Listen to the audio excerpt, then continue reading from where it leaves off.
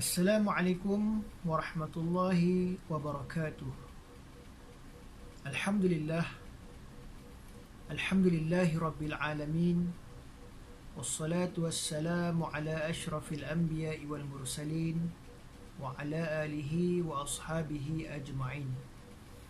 Qalu subhanaka la ilma lana illa ma 'allamtana innaka antal alimul hakim. Qala rabbi shrah li sadri wa yassir li amri wahlul 'uqdatam min lisani yafqahu qawli waj'alni waziran min ahli. Amma ba'd. Alhamdulillah, tuan-tuan, puan-puan, adik kakak, muslimin muslimat yang dirahmati Allah Subhanahu wa taala. Pertama-tama dan selama-lamanya kita panjatkan syukur yang tidak terhingga kehadrat Allah Subhanahu wa taala. Kerana sehingga ke saat ini Allah Subhanahu wa taala masih lagi mengekalkan nikmat kehidupan kepada kita semua. Ramai antara ahli keluarga kita, mungkin ada saudara mara kita yang telah meninggalkan kita buat selama-lamanya. Mereka tidak sempat untuk bertemu dengan Ramadan pada tahun ini. Tetapi kita semua, alhamdulillah, Allah bagi kesempatan dan dapat sekali lagi pada tahun ini kita bertemu dengan bulan Ramadan Al-Mubarak yang penuh dengan barakah. Alhamdulillah. Jadi biasalah bulan Ramadan ini biasa ada tazkirah Ramadan. Sebenarnya tazkirah tu bukan Ramadan saja. Setiap masa kita kena tazkirah. Setiap masa kita kena sentiasa mengingatkan diri kita masing-masing. Ingatkan diri kita tentang kehidupan kita. Kehidupan kita, apa yang perlu kita amalkan dalam kehidupan kita. Macam mana kita nak mencapai keredaan Allah Subhanahu wa taala dalam kehidupan kita. Jadi bulan Ramadan ini merupakan bulan yang Allah Subhanahu wa taala turunkan rahmat yang begitu melimpah ruah. Allah turunkan keampunan. Allah buka pintu keampunan. Macam sekarang ni, kalau ikutkan fasa yang kedua lah, fasa yang kedua ini Allah SWT buka pintu keampunan seluas-luasnya. Kita minta ampun, pasti Allah akan ampunkan. Dosa-dosa kecil kita lah, tapi kalau dosa besar kita kena bertaubat. Pasti Allah akan terima taubat kita.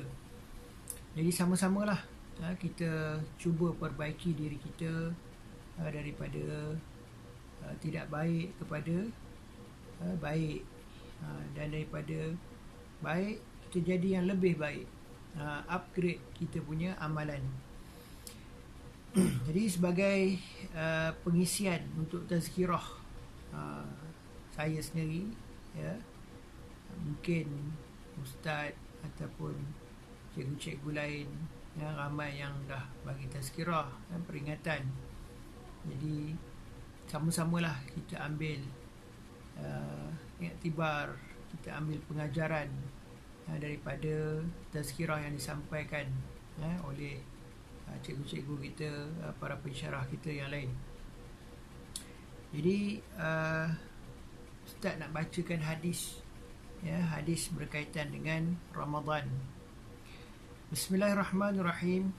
An Ka'b bin Ujrah radhiyallahu anhu qala qala Rasulullah sallallahu alaihi wasallam uhdurul minbara fahadarna falamma irtaqa darajatan qala amin falamma irtaqa darajata tsaniyah qala amin falamma irtaqa darajata tsalitsah qala amin falamma nazala qulna ya Rasulullah laqad sami'na minka al-yawm shay'an ma kunna nasma'uhu qala inna Jibril alaihi salam عرض لي فقال بعد من أدرك رمضان فلم يغفر له قلت آمين فلما رقيت الثانية قال بعد من ذكرت عنده فلما يصلي عليك قلت آمين فلما رقيت الثالثة قال بعد من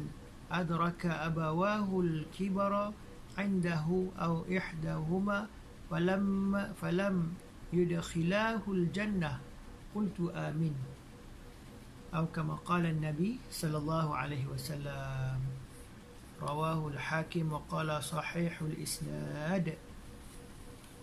Okay, faham ke? Dah tentu tak faham kan? Okay, sama-sama kita hayati terjemahan hadis ini.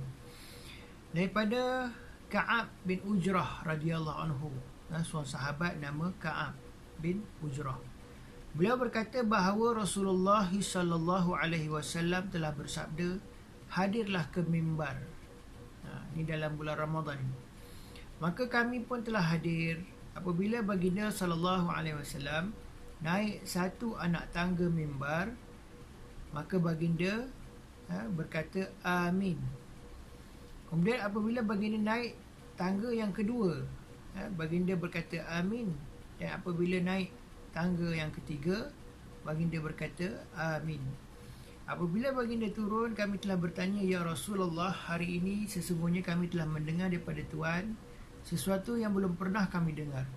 Baginda bersabda, sesungguhnya Jibril alaihissalam telah muncul kepadaku dan berkata, binasalah seseorang yang didatangi Ramadan tetapi belum juga diampunkan. Ramadan datang, dia pun dapat hidup dalam bulan Ramadan, tetapi habis Ramadan, dosa-dosa dia masih banyak lagi, tak terampun. Kemudian aku pun berkata amin apabila aku naik anak tangga yang ketiga, yang kedua, baginda beliau, yakni Jibril AS berkata, binasalah seseorang yang apabila nama engkau disebutkan kepadanya tidak pula dia menselawatimu. Dengar nama Nabi tapi tak berselawat ke atas Nabi. Patutnya bila dengar nama Nabi, kita kena jawab sallallahu alaihi wasallam. Bila dengar orang cakap tentang Nabi, dengar dalam mana-mana kuliah ataupun dalam YouTube ke kan, dan sekarang ni banyak masa dengan YouTube lah, dengar ceramah-ceramah yang menyebut nama Nabi Muhammad sallallahu alaihi wasallam, maka kita kena selawat sallallahu alaihi wasallam. Kemudian Nabi berkata amin, aku juga berkata amin. Dan apabila aku naik anak tangga yang ketiga, dia, yakni Jibril AS berkata, binasalah seseorang yang mendapati kedua-dua ibu bapanya atau salah seorang daripadanya telah tua, tetapi mereka tidak menjadi sebab untuk dimasuk ke dalam syurga. Ada ibu, ada ayah, tetapi ibu ataupun ayah atau dua-dua sekali tak menjadi asbab ataupun penyebab untuk si anak tadi masuk ke syurga. Maka Nabi kata, aku berkata amin. Hadis ini hadis sahih, riwayat Imam Al-Hakim. Okay. Jadi apa yang kita nak hayati dalam hadis ini, dia punya huraian panjang. Huraian ni panjang, 1 jam pun tak cukup ni. Okay, sikit lah. Dalam hadis ini, Jibril alaihissalam telah memohon 3 doa. Doa ni kita boleh kata doa kebinasaan lah. Dan Rasulullah sallallahu alaihi wasallam pun mengaminkan ketiga-tiga doa itu. Apa kurangnya dalam doa Jibril alaihissalam? Dia ialah satu, dia bukan orang. Dia, yakni malaikat Jibril alaihissalam, merupakan malaikat yang begitu hampir dengan Allah Subhanahu wa taala, ketua segala malaikat, malaikat Jibril. Dan adalah jelas kepada kita amin daripada Rasulullah sallallahu alaihi wasallam menjadikan doa itu bertambah makbul. Pasti dan pasti Allah akan terima doa itu. Hanya Allah Subhanahu wa taala dengan limpahnya sahaja, limpah rahmat kasih sayang Allah sahaja yang boleh memberi taufik kepada kita untuk menjauhi ketiga-tiga perkara tersebut dan supaya kita terpelihara daripada semua kebinasaan itu. Amin. Jika tidak, tiada sebarang kesangsian lagi terhadap kebinasaan kita sendiri. Kita pun kena banyak memohon perlindungan daripada Allah Subhanahu Wa Taala, supaya Allah lindung kita daripada perkara yang boleh membinasakan kita. Dalam sesetengah riwayat dari kitab Durrul Mansur, Durrul Mansur ni kitab hadis susunan Imam As-Suyuti, Ad-Durrul Mansur, dinyatakan bahawa Jibril alaihissalam sendiri yang berkata kepada Nabi SAW, katakanlah amin. Malaikat Jibril suruh Nabi kata amin. Ini dalam riwayat yang lain lah. Lalu Rasulullah SAW pun berkata amin. Dengan itu dapat diketahui bahawa perkara itu lebih diambil berat. Maknanya perkara itu bukan perkara main-main, kena ambil berat sungguh-sungguh. Katakan amin. Malaikat Jibril suruh. Golongan pertama, okey, kita hayati. Golongan pertama siapa? Pertama ialah seseorang yang didatangi Ramadan tetapi dia masih tidak diampunkan. Macam kita lah sekarang ni, berada dalam bulan Ramadan, kalau habis Ramadan dosa kita masih belum diampunkan, maka rugilah kita. Kita termasuk dalam doa kebinasaan malaikat Jibril ni. Kalau kita hayati kata-kata malaikat Jibril, sekejap. Okey, kata malaikat Jibril apa? Binasalah seseorang yang didatangi Ramadan tetapi belum juga diampunkan. Jadi binasa maknanya dahsyatlah. Satu kebinasaan yang sangat-sangat dahsyat. Kalau binasa dekat dunia ni tak adalah dahsyat sangat, tetapi binasa yang dimaksudkan di sini satu kebinasaan yang teramat-amat dahsyat. Na'udzubillahi min zalik.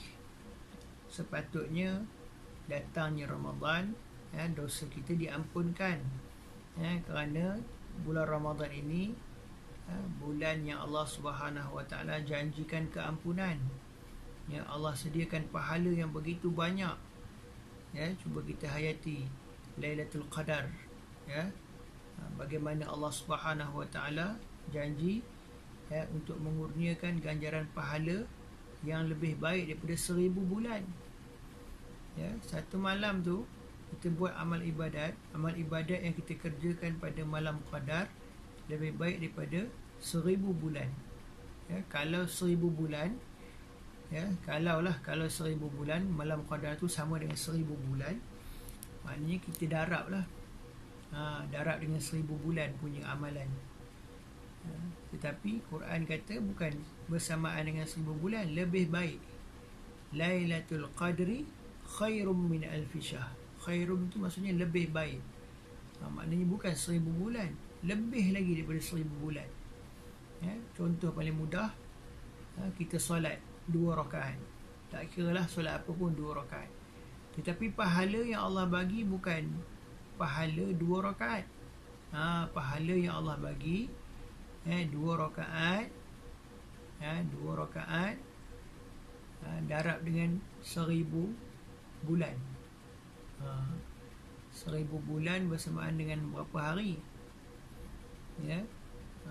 Katakanlah sebulan ada 30 hari. Sebulan ada 30 hari. Jadi kalau 1000 bulan,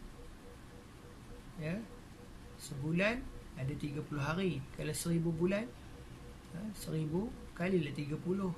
Ini lebih kurang lah, 30,000. Betul? 30,000 hari.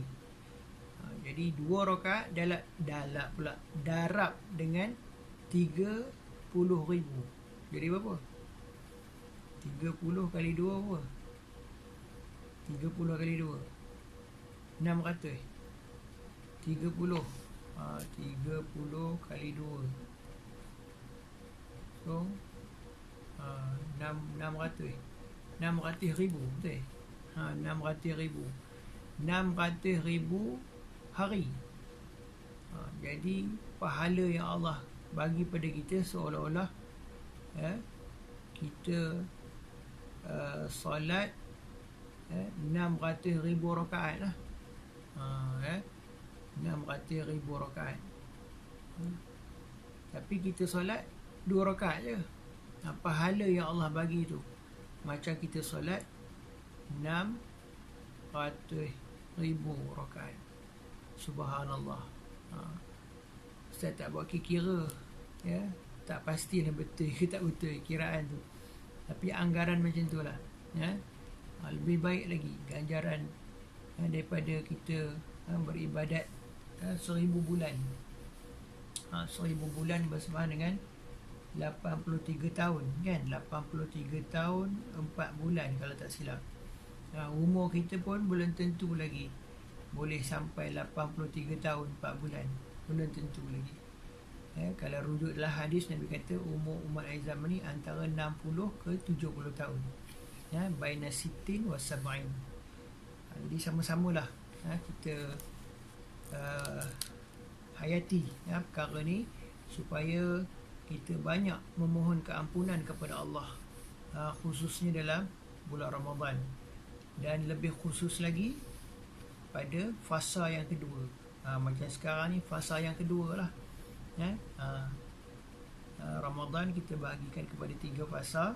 10 hari yang awal, 10 hari yang pertama, kemudian 10 hari yang kedua, ataupun 10 hari pertengahan.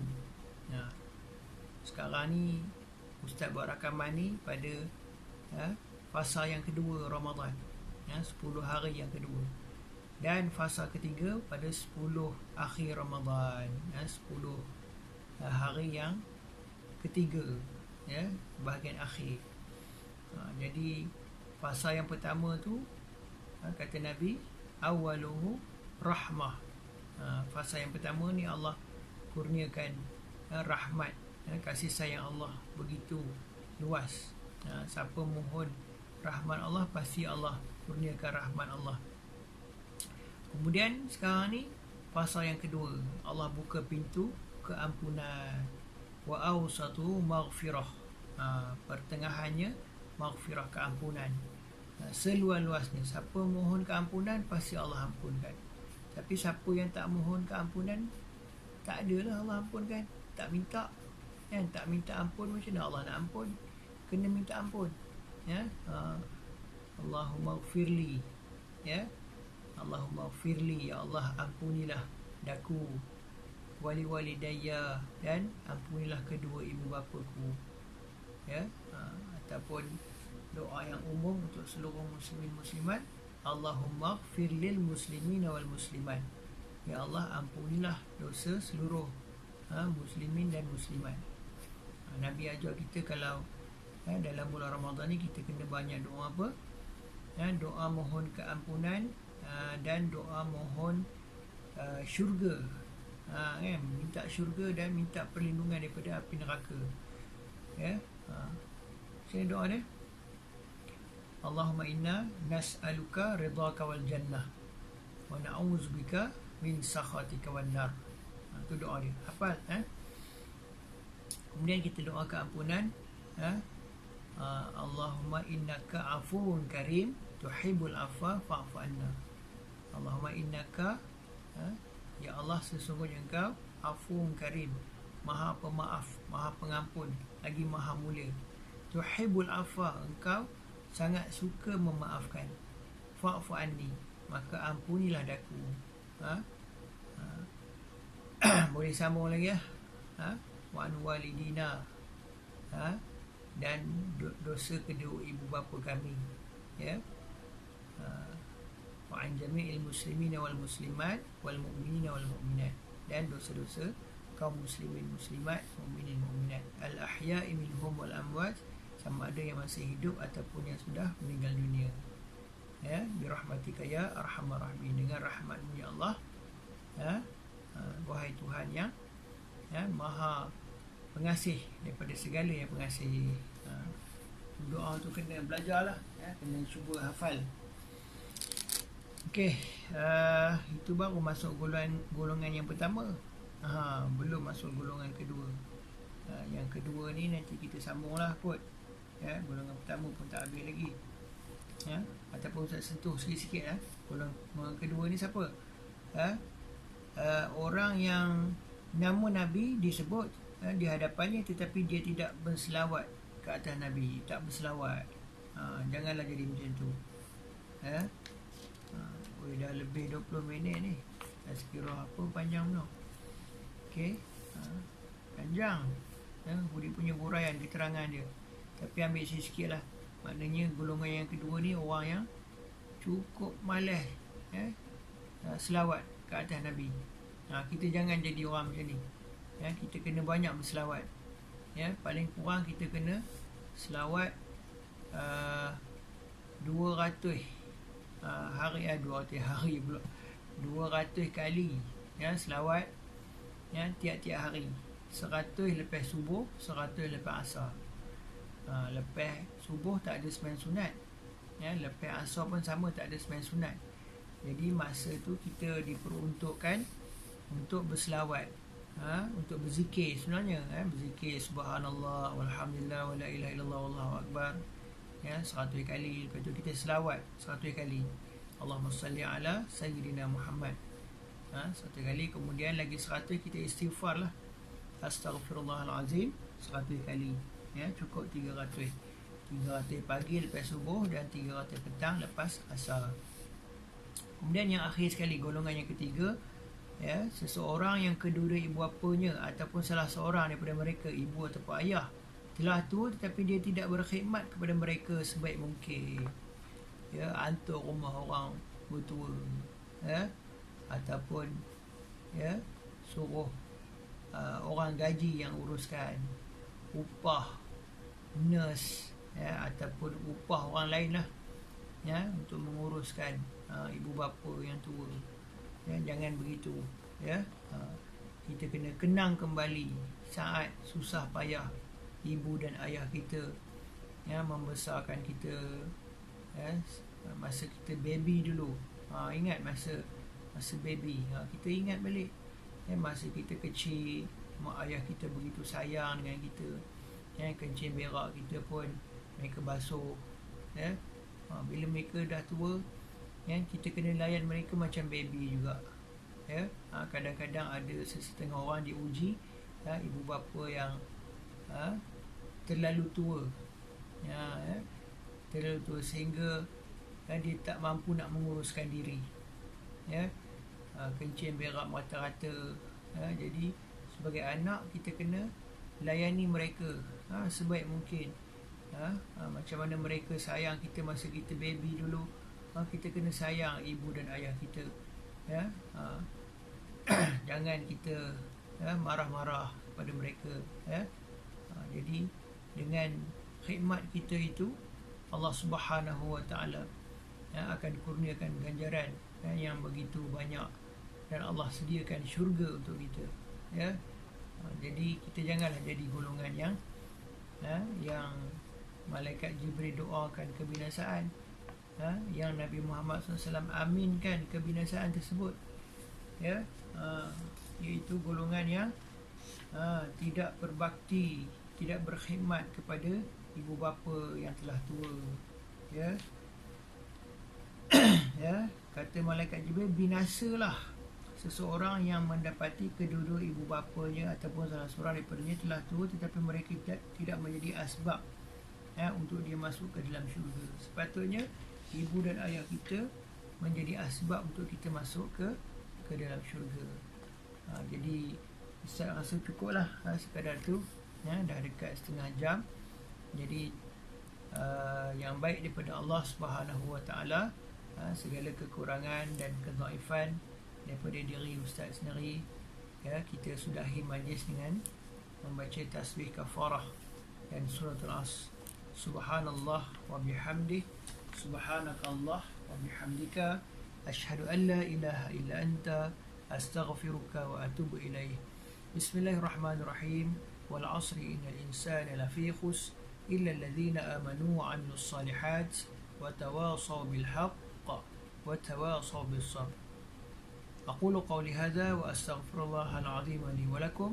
والسلام عليكم ورحمة الله وبركاته.